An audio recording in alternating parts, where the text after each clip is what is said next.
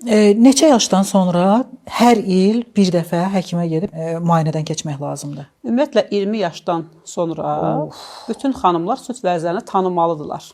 Hə.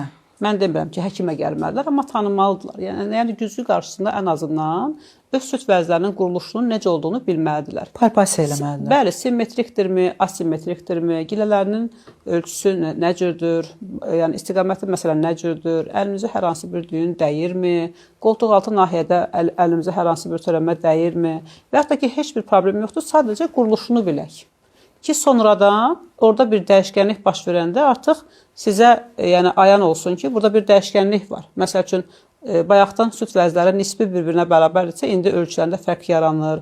Biri böyüyür, biri kiçilir, məsələn. Və yaxud da ki, giləsi içəriyə doğru dartılır, bayaqdan belə hal yox idi. Bu ilk simptomlardır, düzdürmü? Bəli, yəni bunu ağrı olmur. Ağrı olması şərt deyil. Ümumiyyətlə, dünyada 75% xanımda bu və ya digər halda süd vəzi ağrıyır.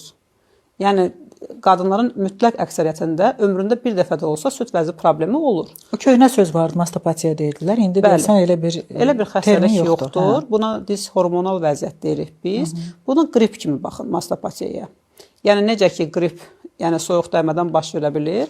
Mastopatiyaya da, yəni köhnə adı ilə desək, stresslər, hormonal dəyişkənliklər, cinsi münasibətdəki pozuntular məsəl üçün, ondan başqa hormonal dedim, abortlar məsəl üçün, süd verməmək və yaxud da ki, həddindən çox süd əmizdirmək və s. hallarda mastopatiya yarana bilər.